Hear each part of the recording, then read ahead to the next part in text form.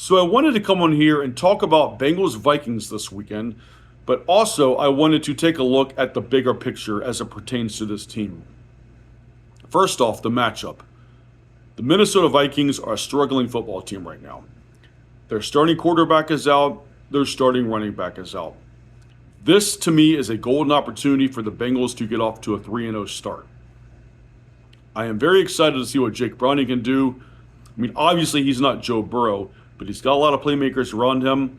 And given Minnesota struggles, this is a good opportunity here. Because to me, with the upcoming schedule, there is a huge difference between 3-0 versus 2-0, or 2-1 rather. You go 3-0, you find a way to manage the upcoming schedule. Let's say you lose a couple in a row, or you win a couple, lose a couple. You're still in a decent spot to try to make the playoffs. But you go 2-1, I could sort of see things falling apart a little bit after that. So Bengals got to win this game. Early must win, in my opinion. Now, let's talk about the bigger picture. As a fan who has never seen my team win a Super Bowl, the Bengals had that guy at the most important position on the field. Joe Burrow is a franchise quarterback. Joe Burrow is one of the best at what he does. And to lose him yet again this early in the season, it's just so unspeakably frustrating because most Super Bowl winners obviously have a great quarterback. And the teams that don't have a great quarterback, they are great around the quarterback. Outside of the skill position players, the Bengals aren't great around the quarterback. So now they have a backup quarterback playing the rest of the year. And while he's, I believe, very capable, they have a not so great team, also have a few guys, and a backup quarterback.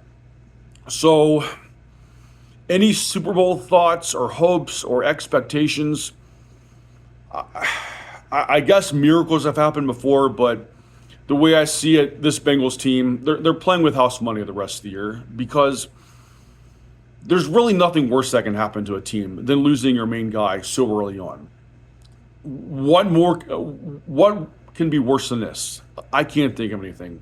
So either the Bengals are going to surprise, they're going to rally around Jake Browning, or they're going to stink and get a draft pick, which granted with the draft picks, they don't often hit with those, but sort of the weight of that expectation of maybe this could be a Super Bowl, team, or this team could go on a run.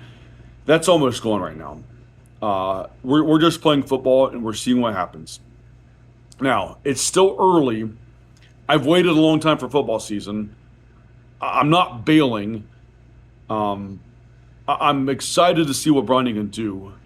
I like his moxie.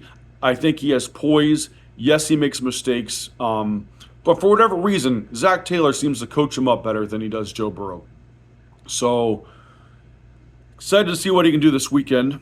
He is going against a tough defensive coordinator, Brian Flores. So, some of what he did last week, he's going to have to adjust in game.